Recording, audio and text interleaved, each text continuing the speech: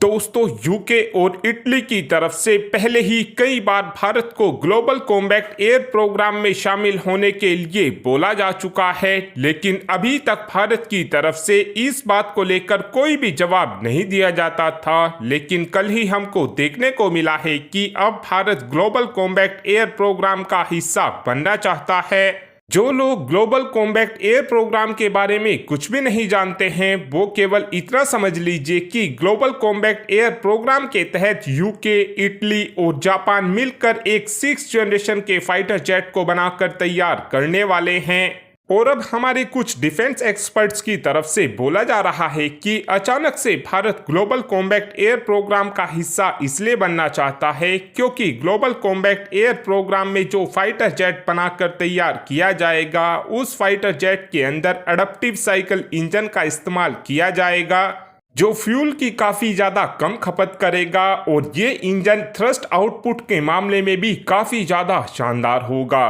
और अगर Bharat global combat air programme का हिस्सा बनता है तो फिर हमको इस एडप्टिव साइकिल इंजन की भी कुछ टेक्नोलॉजी मिल जाएगी और फिर हम काफी आसानी से इस इंजन का इस्तेमाल अपने तेजस मार्क 2 फाइटर जेट के अंदर कर सकेंगे। और इस एडप्टिव साइकिल इंजन का इस्तेमाल हमारे तेजस मार्क 2 फाइटर जेट के अंदर किया जाएगा और ये इंजन हमारे तेजस मार्क 2 फाइटर जेट को बिल्कुल 6th जनरेशन की कैपेबिलिटी प्रोवाइड कराएगा।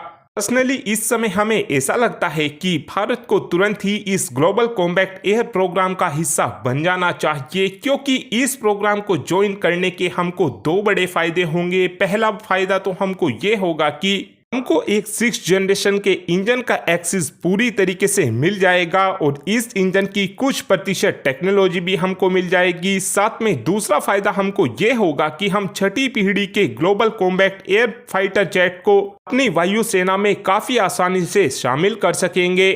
इस समय उम्मीद इस बात की जा रही है कि ये फाइटर जेट 2027 में अपनी पहली उड़ान भरेगा और 2035 से ये प्रोडक्शन में भी एंटर हो जाएगा। और ये वही टाइम होगा जब हम हमारी वायुसेना में एमका फाइटर जेट को शामिल कर रहे होंगे।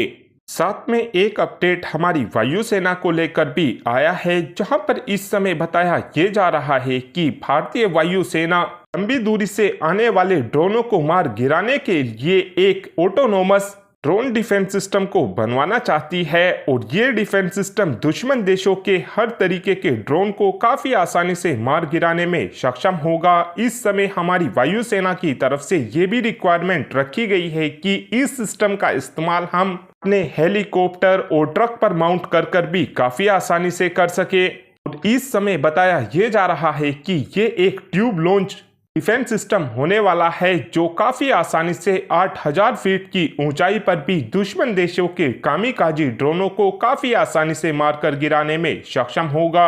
इस सिस्टम का इस्तेमाल हम अपने हेलीकॉप्टर पर भी कर सकेंगे। और अब आप ही कमेंट कर बता सकते हैं कि क्या हमको ग्लोबल कॉम्बैट एयर प्रोग्राम का हिस्सा बनना चाहिए, हाँ या फिर ना। इस बात का आंसर आप कमेंट बॉक्स में दे सकते हैं। Thanks for watching this video. Have a good